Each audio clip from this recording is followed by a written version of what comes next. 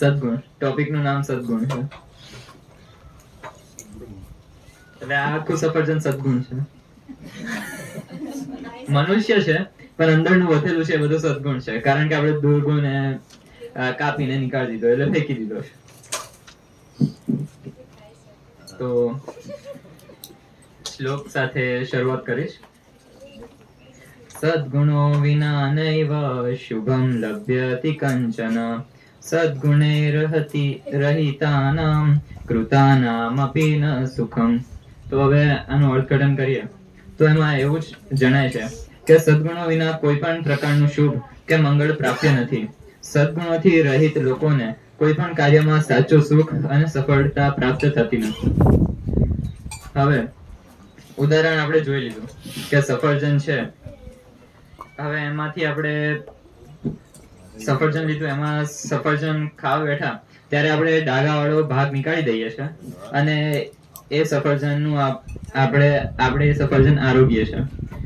એવી જ રીતે આપણે મનુષ્યોમાં જોવાનું છે. હવે હું વિદુરમાં જોઉં તો એ પહેલી વાર મારી સામે આવે તો એનામાં મોસ્ટ ઓફ ધ પીપલને એવું થાય કે આપણે એના પહેલા દુર્ગુણ આપણે દેખાઈએ. હવે એ પછી માણસ પછી એના પર ડિપેન્ડ કરે છે કે જે માણસ પહેલાથી સદગુણ જોતો હોય અને જે પોઝિટિવ હોય તો એને પહેલા બીજામાં સદગુણ દેખાશે. પરંતુ એ માણસ જો એની દ્રષ્ટિ નબળી હશે કાં તો એ પહેલા બીજામાં દુર્ગુણ શોધતો હશે, કઈ એડવાઇસ આપવા, સજેસ્ટ કરવા, તાના મારવા માટે, તો એને પહેલા દુર્ગુણ દેખાશે. તો એવી રીતે આમાં સુરેશભાઈ પટેલે કીધું છે કે હું બજારમાંથી સફરજન લાવું છું, ઘેર લાવીને ડાઘાવાળો ભાગ ફેંકી દઉં છું, ડાઘા વગરનું સફરજન હું આરોગું છું ને ખુશ થાઉં છું. એવી જ રીતે આપણે પણ અન્યમાંથી સદગુણોને લઈને આપણે સુખી થવાનું છે. સફરજન હોય એટલે ડાઘા હોય જ, એવું મેં સ્વીકારી લીધું છે. હવે દરેક બાબતને હું મારી રીતે જીવન વિદ્યા સાથે સંકળાવવાનો પ્રયાસ કરીશ, એટલે જીવન વિદ્યાનું બી આપણે રિવિઝન થઈ જાય. તો હવે આમાં વાત આવી સ્વીકૃતિની. અમુક માણસો કંઈક સ્વીકૃત નથી કરી શકતા અને પાછળથી એ તેના કારણે પછતાવે છે. અગર જો એને પહેલાથી જે સ્વીકૃત કરી લીધું હોય તો પછી આગળ જઈને એને સુખ જ મળવાનું છે. જેમ કે હવે ડાઘાવાળો ભાગ છે, માણસમાં દુર્ગુણ છે, તો એને મારે સ્વીકારવાના છે. સારું, એ છે તો છે, મેં એને સ્વીકારી લીધું. હવે એને પકડીને આપણે બેસી રહીએ અને રોદણા તાણીએ તો કઈ થવાનું છે નહીં. એ પ્રમાણે પછી ડાઘાને આપણે પકડી ન રખાય. બસ આ જ વાત માણસોને પણ લાગુ પડે છે.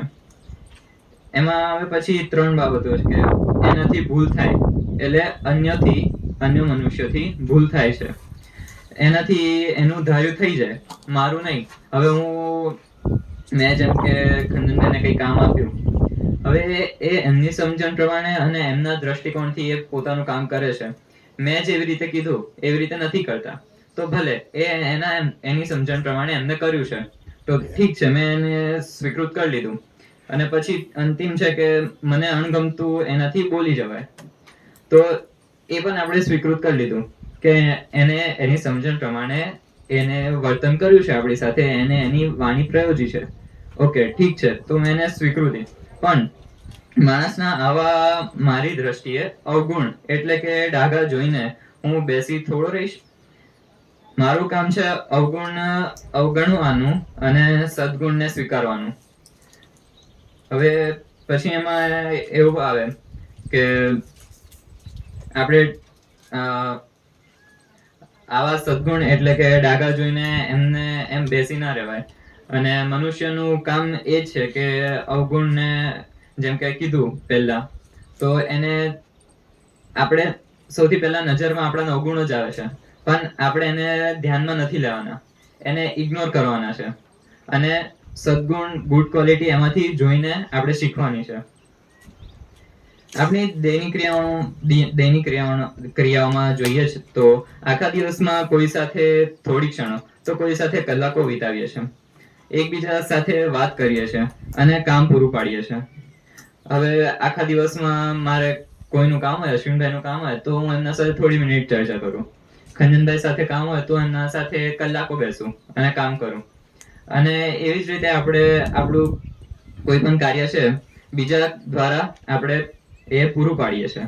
તો એમાં પછી એ વાત આવે છે, એક વાત જોડું છું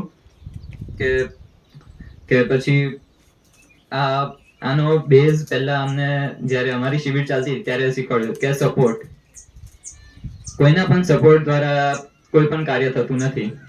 હવે તમને છૂટ કે તમને કોઈ એવું એક્ઝામ્પલ આપવું હોય, ઉદાહરણ આપવું હોય કે કોઈના પણ વગર કઈ પણ કાર્ય શક્ય થઈ શકે છે તો આપી શકે. એવું કોઈના ધ્યાનમાં હોય કે આ કાર્ય આના સપોર્ટ વગર થઈ ગયું, કઈ પણ કાર્ય કોઈના પણ, એ ભલે પછી વસ્તુ હોય કે પછી માણસ હોય, કોઈના પાસે છે ઉદાહરણ? કલ્પના સિવાય કોઈ વસ્તુ ન થઈ શકે. એ છે, પણ એમાં શું છે કે સપોર્ટ એટલે હવે મારે આ પોડિયમ લાવવાનું છે અહીંયા, એમાં મારે ખંજનભાઈની જરૂર પડી. હવે ઇવન તમે નીચે બેઠા છો તો તમે કોનો સપોર્ટ લીધો? હવે જમીન જ ના હોત તો ક્યાં બેસે? હવાનો સપોર્ટ લીધો. કોનો લીધો? બીજું કઈ? પવનનો સપોર્ટ લીધો. ચલો, આ પવન આવે છે એ આપણને સપોર્ટ જ કરે છે ને, હવા મળે છે ત્યારે આપણે અહીંયા બેસી શકીએ. સૃષ્ટિમાં એવું કોઈ જગ્યા જ નથી કે સપોર્ટ વગર પોસિબલ હોય. હા, એટલે એ જ ટૂંકમાં એ જ કે કોઈનો પણ સપોર્ટ વગર કોઈ પણ કાર્ય શક્ય નથી, એનો સાર છે. હવે આપણે મોટા ભાગે આપણી વાત કરવાની શૈલી અને આપણું વર્તન યોગ્ય જ લાગતું હોય છે, જ્યારે અન્યની વાત કરવાની શૈલી અને અન્યનું વર્તન ખામીયુક્ત લાગતું હોય છે. હવે આપણે જોવા જઈએ તો રોજે આપણે કેટલા લોકોને મળીએ છીએ અને આપણે જે આપણી જાતને પ્રસ્તુત કરીએ છીએ અન્યની સામે, ત્યારે આપણે પોતાની જાત સાચી જ લાગતી હોય છે. બલકે જ્યારે તમે સામેવાળાને પૂછો કે તમે કેવી રીતે પોતાને રજૂ કરે તો સામેવાળા એના પ્રમાણે જવાબ આપશે, જે કદાચ તમારા વિરુદ્ધ બી હશે.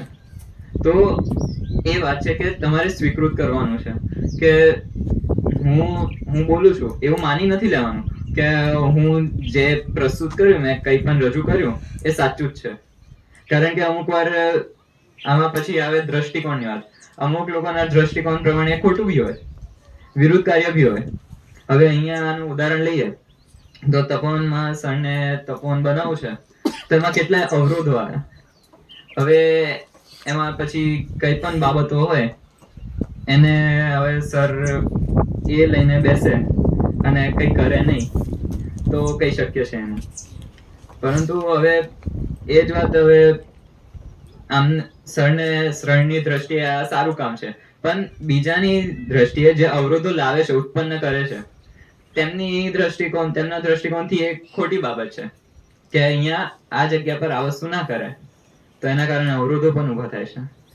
તો ઘણીવાર આપણે આપણી જાતને પૂછવું પડે, અંદર મનોમંથન કરવું પડે અને સાચા અર્થઘટનમાં આપણે આપણું જીવન જીવવું જોઈએ, એવો નિષ્કર્ષ મળે છે. આપણા વાણી વર્તનથી આપણે જે મૂલવણી કરીએ છીએ તે આપણા હેતુ સંદર્ભે કરીએ છીએ, પરંતુ અન્યના વાણી વર્તનની મૂલવણી એના હેતુ સંદર્ભે કરવાને બદલે આપણે આપણા હેતુ સંદર્ભે કરીએ છીએ.